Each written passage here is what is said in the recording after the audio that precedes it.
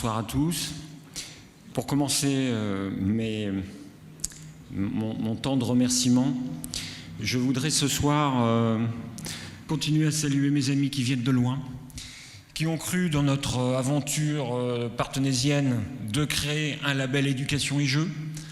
À l'époque, écoutez, on nous regardait un petit peu bizarrement, on disait mais quel est le rapport entre l'éducation et le jeu? Bon, finalement, est-ce que tous les jeux ne sont pas éducatifs, etc. Mais c'est un label qui a su s'imposer, qui est devenu avec le temps, grâce à leur qualité, grâce au travail qu'on a construit, un label majeur.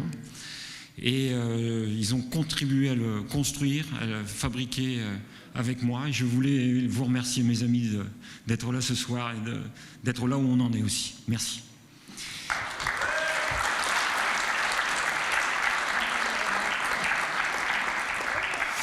Alors, ils vont se présenter l'un après l'autre. Et puis après, je dirai encore quelques mots et on passera à l'explication de notre label. Donc moi je m'appelle Mathieu Quesnay, plus connu sous le pseudo Monsieur Mathieu, voilà, et donc membre des Educaflip avec mes colistiers. Et je viens de Lille. Bonsoir, alors je m'appelle Delphine Guichard, plus connue, alors tu dis plus connue, mais dans le petit monde des professeurs des écoles, je suis Charivari, et voilà, et donc je suis l'auteur du blog Charivari, et je viens de, faut dire d'où on vient, de la région d'Orléans.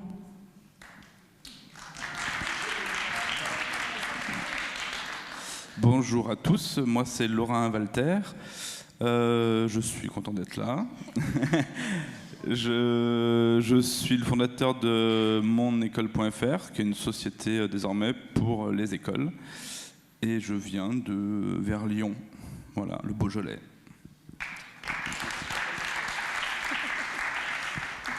Bonsoir, Mallory Monard, donc du blog La Classe de Mallory, et je viens aussi vers Lyon.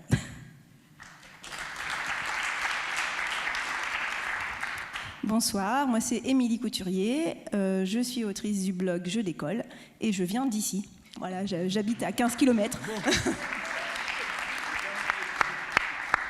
Juste avant de passer la parole à Hello, on fait vraiment développement local, on fait vraiment, c'est de l'économie locale.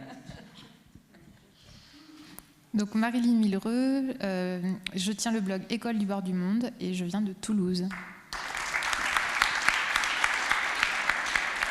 Et Morgane Céard, je tiens le blog Lutin Bazar et toulousaine aussi, et aux Educaflip depuis le premier jour, donc depuis 2015. Premier appel.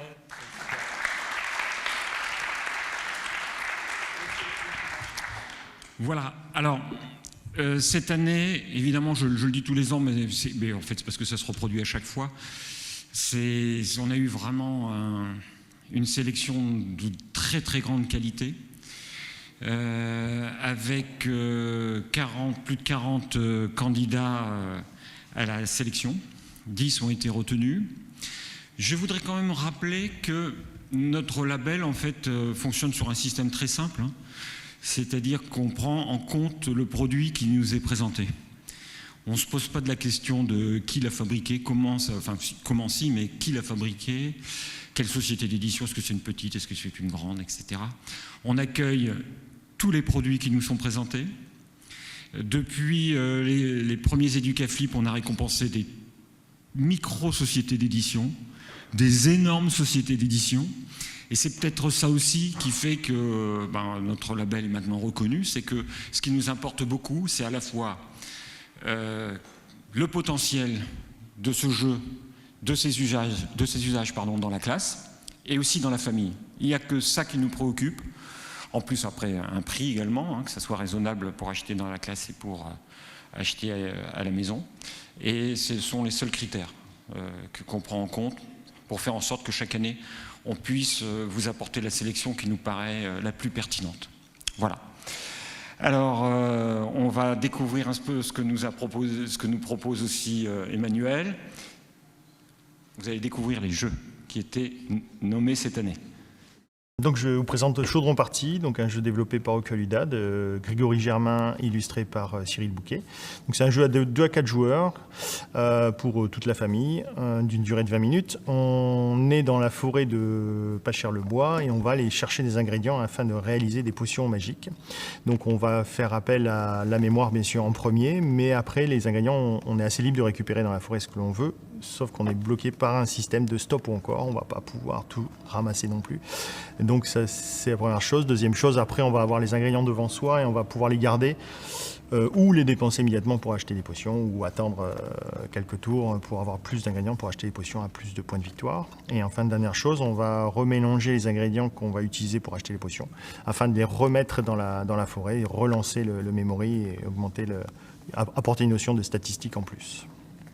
Voilà, merci.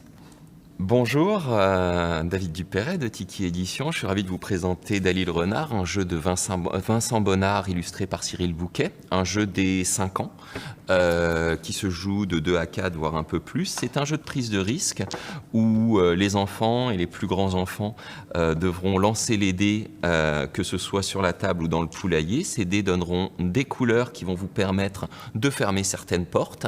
Votre but étant qu'à chaque lancer, vous puissiez au moins fermer une porte, sachant que les portes vont se comporter comme des distributeurs de petits œufs. Le premier qui reçoit 10 œufs a gagné. Sachez vous arrêter à temps. Le jeu va donc apprendre les couleurs, les mélanges de couleurs et la gestion du risque. Et voilà.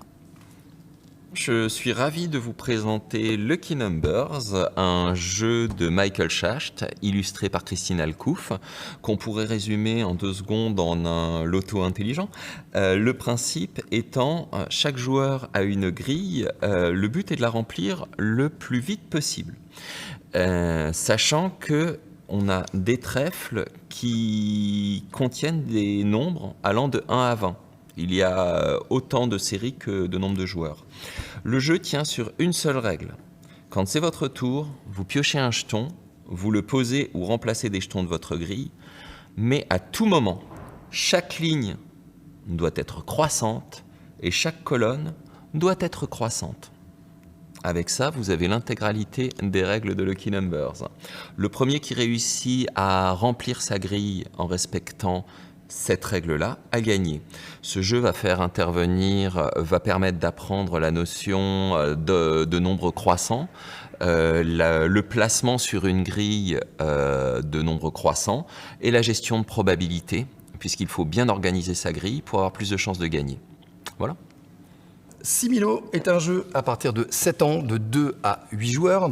Similo Compte va permettre en fait de faire deviner, donc l'objectif du narrateur est de faire deviner une carte parmi 12, et pour cela on va devoir, de façon collaborative, présenter des indices pour faire deviner aux autres personnes la carte à deviner. L'intérêt de Similo est que c'est un jeu qui va demander beaucoup de vocabulaire, d'échange, d'écoute, afin de pouvoir ensemble, et ça c'est pas rien, définir les cartes à éliminer au fur et à mesure de la partie. Donc force avec les indices de faire preuve de déduction, de bonne réflexion et d'écoute, et pour le narrateur d'orienter ensuite ses prochains indices pour faire découvrir la carte. Et puis je vous présente Détective Charlie, qui est un jeu d'enquête coopératif à partir de 7 ans. C'est un jeu de Théo Rivière accompagné des Fées Hilar et qui a été illustré par Piper Thibaudot. Dans ce jeu, les joueurs vont incarner des petits détectives qui vont venir aider Détective Charlie à résoudre les enquêtes dans Mystèreville. Donc, dans ce jeu, on va retrouver un petit peu de lecture qui est adaptée à l'âge, des combinaisons de témoignages qui vont permettre d'innocenter des suspects jusqu'à trouver le coupable de notre affaire.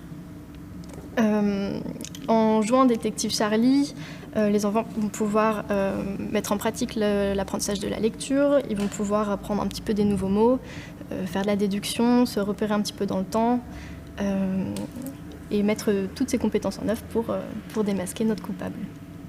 Voilà. Bubble Stories, qui est un jeu de Mathieu Dunstan, illustré par Simon Duchy et édité par Blue Orange. C'est un jeu à partir de 4 ans pour des parties d'environ 10 minutes pour 1 à plusieurs explorateurs. À l'intérieur, c'est un premier jeu d'enquête narratif, sans texte, pour les tout petits. On va y retrouver plusieurs histoires, un cache-cache à l'école, gagner des peluches à la fête foraine et une chasse au trésor sur une île aux pirates. Vous avez également un scénario tutoriel pour apprendre à jouer. Les joueurs vont partir d'une carte de départ et d'un objectif qui va être soit de retrouver des personnes ou des objets dans leur histoire, et ensuite les explorateurs vont parcourir les cartes et les bulles pour avancer dans l'histoire. Momalin est un jeu de Grégory Grard édité par Blue Orange. Il se joue à partir de 7 ans pour des parties d'environ 10 minutes et vous pouvez jouer entre 2 à 6 joueurs. C'est un jeu de déduction basé sur les associations d'idées et c'est un jeu coopératif. Le jeu va se présenter sous forme de grille. Vous allez avoir des colonnes et des lignes et à l'intersection de ces lignes, vous allez avoir des coordonnées. Tous les joueurs vont avoir des cartes coordonnées dans leurs mains qu'ils posséderont de manière secrète et leur objectif c'est de faire deviner la coordonnée en associant les 2 mots de la ligne et de la colonne correspondante. Ça va se jouer en un temps limité, les joueurs vont avoir 5 minutes pour faire deviner le maximum de coordonnées possibles.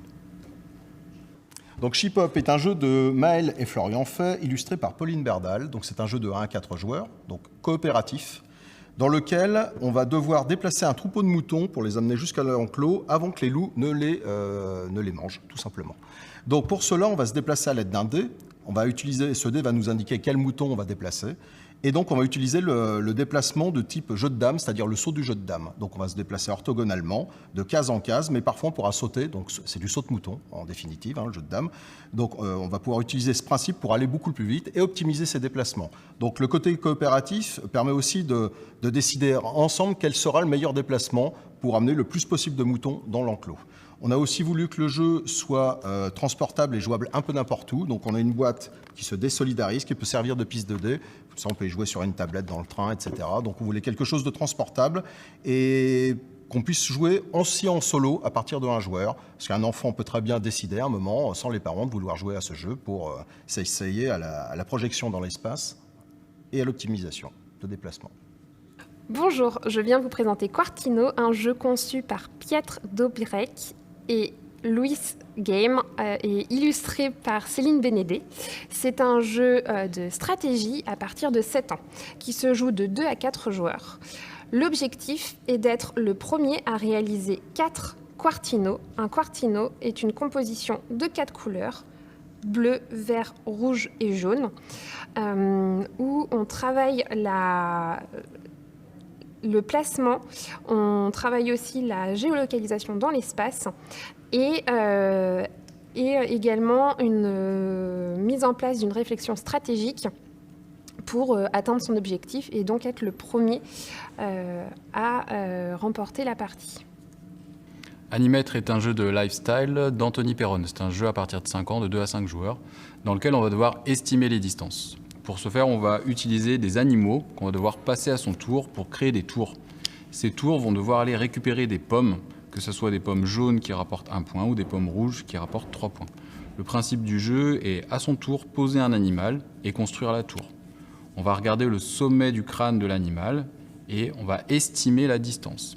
Là, j'ai fait une configuration dans laquelle le maître ruban est en face des tours, mais quand vous jouez, vous n'avez aucune notion de où est-ce que vont arriver les cartes. Et tout le jeu va être de construire sa tour pour arriver au bon endroit et récupérer le plus de points possible.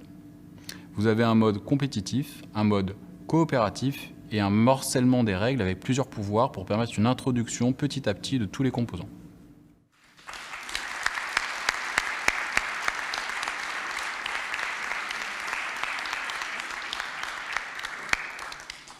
À chaque fois, on est toujours impressionné par la créativité qui ne se tarit pas d'une année sur l'autre. On est ébloui par ce qui s'invente, ébloui par ce qu'on voit. Et c'est vraiment à chaque fois un bonheur de le partager comme ça. C'est vraiment magnifique. Et bien maintenant, c'est à vous de vrai. Donc, je crois que je ne vais pas me tromper en parlant au nom du jury. On a été bluffé par la sélection de cette année, qui était très dense. On a tous apprécié la qualité des présentations qui nous ont été faites ce matin. Donc, pour vous donner un ordre d'idée, ils avaient 30 minutes pour nous montrer les jeux, pour jouer avec nous, puis en plus pour faire ce petit shortcut que vous avez vu. Donc on a été bluffé, on a eu du mal à choisir. On a quand même réussi à trouver une unanimité rapide, mais c'était voilà. Et donc le premier lauréat de cette année pour les Educaflip 2022 est Lucky Numbers de chez Tiki Édition. Vous pouvez l'applaudir.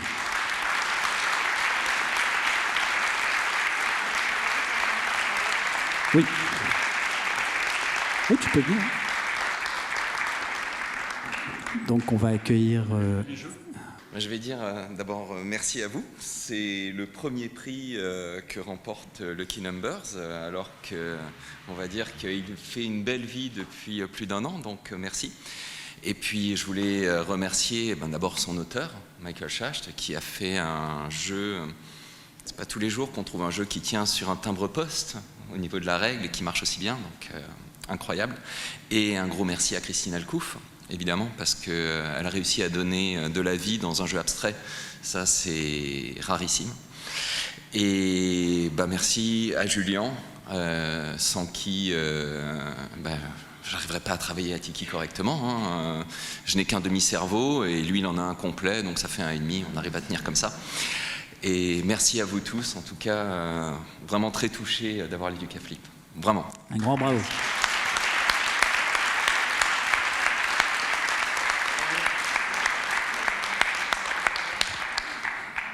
Alors, notre deuxième lauréat, alors il n'y a pas de classement, c'est 3 lauréats ex aequo, bien évidemment, comme chaque année. Notre deuxième lauréat ex aequo cette année est donc Chip Hop chez Space Cowboy.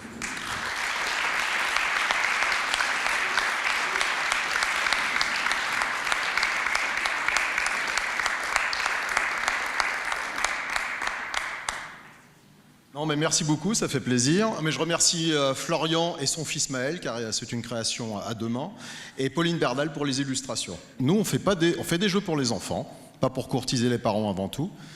On fait aussi des jeux en toute humilité, dans l'espoir de rendre le monde meilleur. Alors, c'est facile à dire, mais c'est une sorte d'ambition, en fait, quoi. Alors, le meilleur, il est très relatif, mais on veut que les enfants aussi apprennent des choses sans s'en rendre compte, et je pense que c'est la meilleure forme d'apprentissage. Donc c'est ce qu'on essaie de faire. Parfois on réussit, parfois on se loupe, mais c'est la magie de l'édition. Donc merci. Bravo.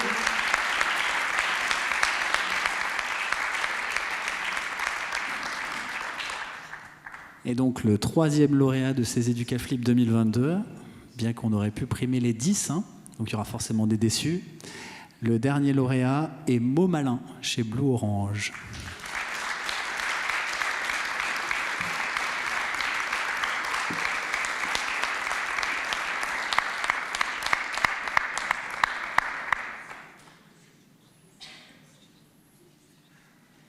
Bonsoir. Eh bien, merci beaucoup, surtout pour l'auteur qui tenait vraiment à présenter Momalin. Il espérait que ça puisse plaire à un maximum de monde, et y compris au corps enseignant. Donc, merci pour lui, et surtout, merci pour votre travail, de travailler sur la question du jeu et de l'éducation.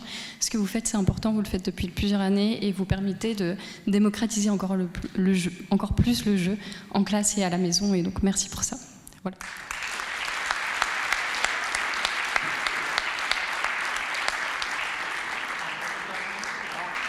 Bon, alors, on a aussi un peu cette tradition de faire venir sur scène tous les candidats qui le souhaitent pour faire une photo en souvenir des Educaflip. Donc tous les candidats qui ont partagé un petit peu de temps avec nous aujourd'hui, sont invités. Les 10 nommés. Les 10 nommés, voilà.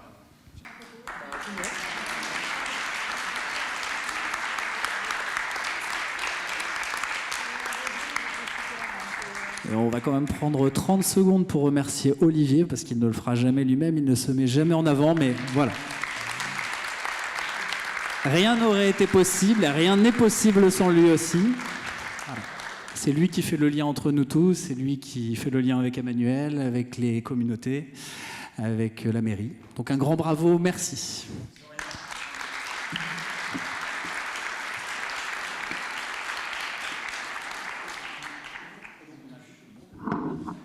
Et donc on va jouer? Il faut que je fasse quelque chose, comment?